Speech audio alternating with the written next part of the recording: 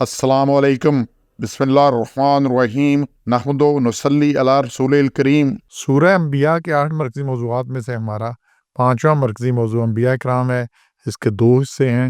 दूसरे हिस्से के 7 ज़िमनी मौज़ूआत हैं, जिसमें 7वां और बड़ा ही अहम मौज़ू है सिफ़ात अंबिया किराम। अब यहाँ पे ये चीज़ अच्छी तरह समझ लें कि अल्लाह ने इंसानों में से अंबिया मबूस फरमाए, इसीलिए ताकि इंसानों के पास ये हुज्जत ना रहे कि वो उनके तरीके पे अमल नहीं कर सकते।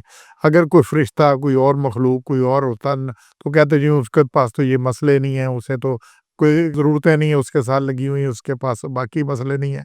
तो इसलिए अल्लाह ने इंसानों में से नबी मबूस किए ताकि इंसान उनके नक्शे कदम पर चले, उनकी पैरवी करे। और ये जितने मसले हैं ना कि जी वो इंसान नहीं थे, क्या थे, नूर थे, बशर थे, क्या कुछ, ये सिर्फ़ इसीलिए फ़रार का रास्ता है क्योंकि वो इंसान नहीं थे, न बशर नहीं थे, नूर थे, तो हमें उनकी इताअत नहीं कर सकते। अपनी इताअत से निकलने का तरीका है। तो ये 7 नुकात हैं, हमने इनको समझना है। ये 3 आयत है, इनको याद कर लें, पढ़ें, मिलके पढ़ें, और ये हमने अपने साथ अपने में लानी है सिफ़ात। अब इसी सी बात है कि हम चाहते हैं कि जन्नत में हमारा इनके साथ साथ हो, जन्नत मिले और अंबिया के साथ हमारा साथ हो। और ये अंबिया का साथ सूरह निसा है, 4 नंबर, इसकी आयत नंबर 69 है। उसमें अल्लाह ताला ने फरमाया है कि जो अल्लाह का हुक्म माने और रसूल सल्लल्लाहु अलैहि वसल्लम की अताअत करे, तो अल्लाह उन पर इनाम करेगा और वो नबी, सदीक और शहीद और नेक बख्तों के साथ होंगे। तो माल लाज़ी अनाम अल्लाहु अलैहिम मिन नबिय्यीना, तो नबियों के साथ, सदीकों के साथ और शहीदों के साथ, नेक बख्तों के, ये इस आयत को देखें। अगर हम चाहते हैं कि हमारा साथ इनके साथ हो, तो फिर हमें ये सिफ़ात खुद में पैदा करनी है। जी, पहले 90 में से 3 नुकात हैं। नेक कामों में तेज़ी करते थे, उम्मीद और खौफ से अल्लाह ताला को पुकारते थे और अल्लाह के सामने आजिज़ी करने वाले थे। इस आयत में युसारिऊना सुरत से है। सुरत कहते हैं बड़ी जल्दी को, तेज़ी से निकल जाना। फिल खैरात, नेक कामों में क्या करते थे? नेक कामों में तेज़ी करते थे। और नेक कामों में इसके बाद तीसरा क्या है? और फिर हमें पुकारते थे खौफ और उम्मीद के साथ, मुराक़बा और रहमा।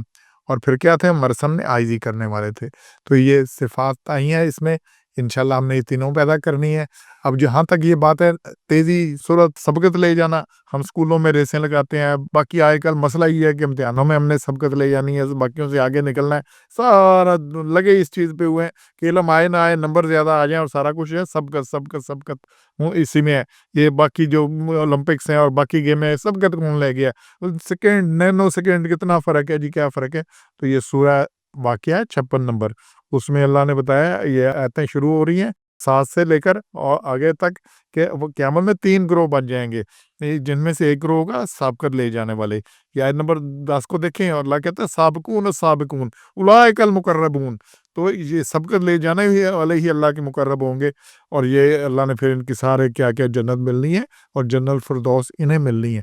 अगर हमने सबकत ले जानी है, और हर दौर के लोग होंगे, अल्लाह ने कहा बाद वाले कम होंगे, लेकिन हर दौर में से जब कोई नहीं करता तो वो करने लगा है, तो वो उस वक़्त सबकत ले गया बाकियों से नेके में, तो अल्लाह ताला उनको जन्नतुल फिरदौस देगा। और ये सूरह वाक़िया ज़रूर पढ़ें और बार-बार पढ़ें।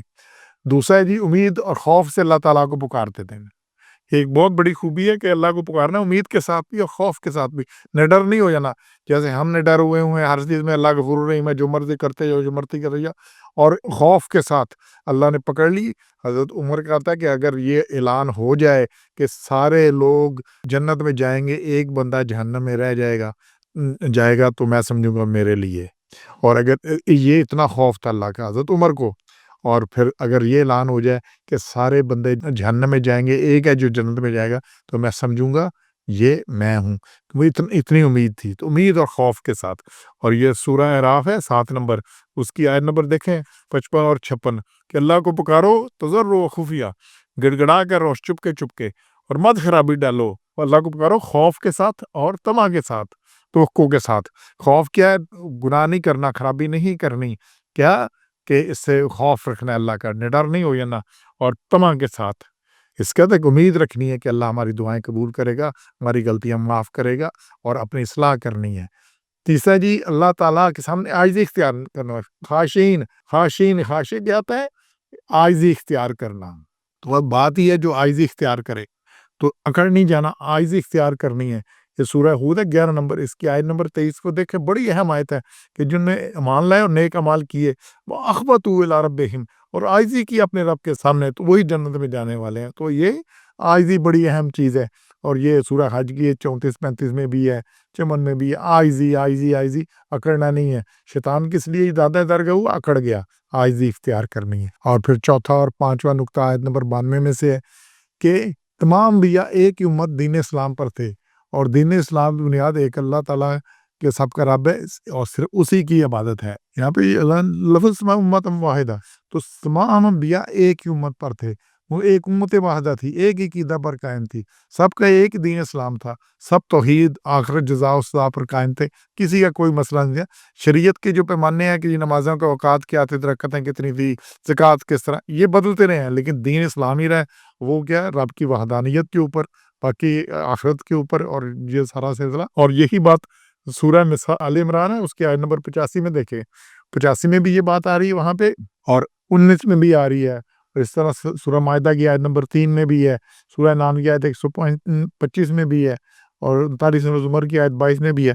اس میں دیکھیں یہ سورہ آل عمران کی آیت 85 میں، وَمَن يَبْتَغِ غَيْرَ الْإِسْلَامِ دِينًا، اور جو کوئی اسلام کے علاوہ کوئی اور دین پیش کرے تو اس سے ہرگز قبول نہ ہوگا، اور وہ قیامت میں گھاٹے والے ہوں گے۔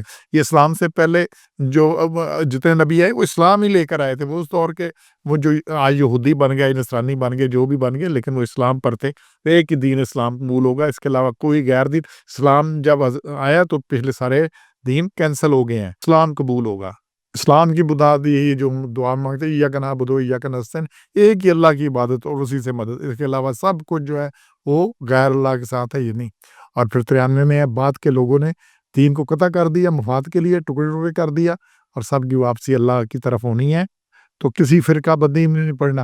اگر کوئی آپ بتاتے ہیں نا جب کیا ہے، اسلام ہے ہمارا دین اور مسلمان ہیں ہم، اس کے علاوہ اگر کسی علاقے سے، کسی پرسن سے، کسی بندے سے تعلق جوڑتے ہیں، نام لگاتے ہیں، تو وہ کیا ہے، اس سے فرقہ بندی۔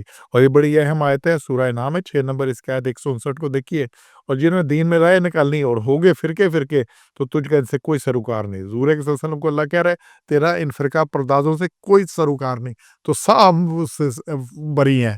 تو اس لیے انشاءاللہ ہم نے کسی فرق میں نہیں، چکر میں نہیں پڑنا۔ اور پھر 93 میں دوسرا ہے، سب کی واپسی اللہ تعالیٰ کی طرف لازمی ہونی ہے۔ یہ مضمون بار بار آیا ہے، ہم نے یہ سورہ کاف کی آیت 48 میں، اول مرۃ، جیسے پہلے پیدا ہوئے تھے ویسے پھر پیدا ہوں گے۔ تو ہم نے انشاءاللہ انبیاء کی صفات پیدا کرنی ہے، یہ کریں گے تو جنت میں جائیں گے، ان کی میت ملے گی، ساتھ ملے گا، نہیں کریں گے تو پھر بہت بری حالت ہے۔ تو انشاءاللہ ہم نے کرنا ہے۔ سبحان ربک رب العزت عما یصفون وسلام علی المرسلین والحمد للہ رب العالمین۔